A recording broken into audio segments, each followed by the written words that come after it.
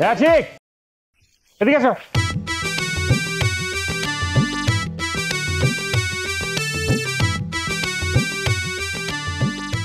কাছে আসো, এখানে ধরো। আপনি আঙ্গুরি আপার জামাই জসিম ভাই না? হুম, একদম ঠিক বলছো, ঠিক ধরতে পারছো। একটা জিনিস খালি ফল্ট করতেছো, ভুল করতেছো। খালি জসিম বলবো না, জসিম বলার আগে বলবা এমডি জসিম ভাই না। 1 2 3 বলো। কি বলেন ভাই, আমি তো কিছুই বুঝতেছি না। না বুঝারই তো কথা। তোমার বয়স কম, কাঁচা একটা ছেলে তুমি, লেখাপড়া তোমার ঘাটতি ছিল সেটা তো বুঝতেই পারতেছি। এখন বলো সংসার কেমন চলতেছে? সত্যি বলতে ভাই ভালো না, বুঝতে তো পারতেছেন বেকার জীবন কেমন থাকে এটা তো আপনি জানেন। একদম ঠিক, বেকার থাকলে কেউ দাম দিতে চায় না, ঘরের বউ তো তখন আরো পায়ে বসে।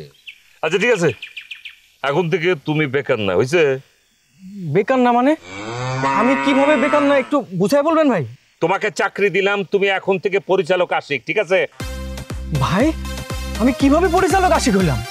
আমি যেভাবে এমডি হইলাম সেইভাবে তুমি পরিচালক আশিক। তোমার চাকরি ফাইনাল, তুমি কোম্পানিতে জয়েন করো দ্রুত। ভাই আমি যতটুকু জানি আপনি ঘর জামাই থাকেন, আমার মতে বেকার। আপনি কখন কোম্পানি দিলেন? আজকে দিচ্ছি। আমার কোম্পানির নাম দিচ্ছে ভাইবে ল্যান্ড কোম্পানি, আর তুমি দিতেছো সেই কোম্পানির অতিরিক্ত একজন পরিচালক। তোমার বেতন হচ্ছে 10,000 টাকা। কোনো আপত্তি আছে? কি বলেন ভাই, আপত্তি থাকবে মানে? আমার যে একটা চাকরি কি দরকার আমি আপনার বুঝাতে পারবো না।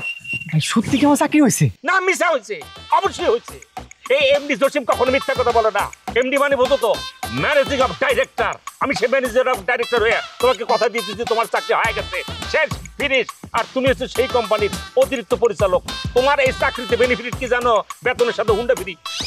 কি বলেন ভাই, চাকরিতে হুন্ডাও থাকবে? হুন্ডা কই? অবশ্যই হুন্ডা থাকবে। এখন তোমার কাজ হচ্ছে হুন্ডা কেনা। কোম্পানি নতুন নিতে পারে, হুন্ডা তোমার নতুন কিনতে হবে এমন কোনো কথা নেই। হুন্ডা আপাতত সেকেন্ড হ্যান্ড একটা কিনলেই হবে, এই নাও 500 টাকা। এমন কোনো হুন্ডা কিনবা না যে হুন্ডা কিনার লগে লগে বধ করে বন্ধ হয়ে যায়, ঠিক আছে না?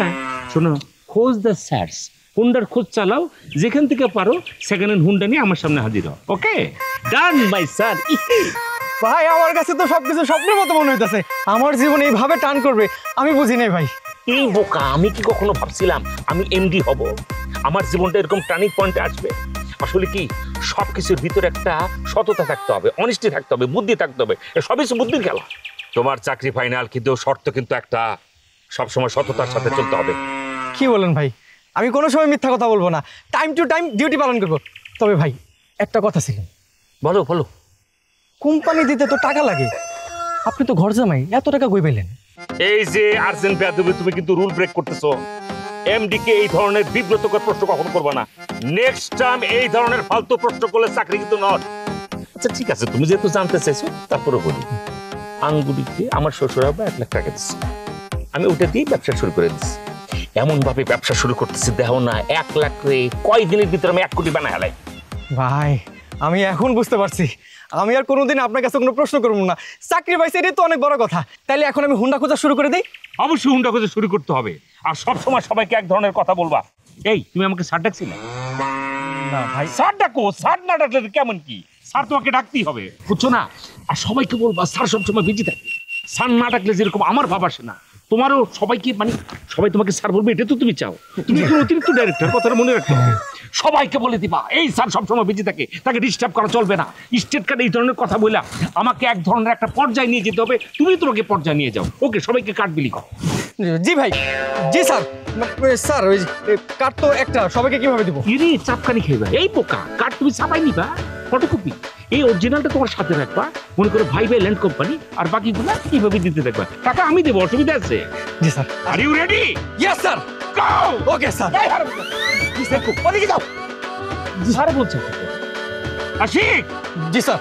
Go in the front and under the law to the center of the person of murder. Okay sir. চিনি বলছি, যাও, গো। কালারি, মনের মধ্যে একটা কর্মচারী এসেছি, যা বলি তাই শোন। ভুল ইংরেজি বলি সেটারও কোনো আর্গুমেন্ট করে না, খুব ভালো ছিল। কর্মচারী এমন একটা দরকার, বারবার স্যার বলবে, স্যার না বলে ভাব আসে না। আমি জানি না কি হবো, আমি আমার জীবনের টান হয়ে গেছে।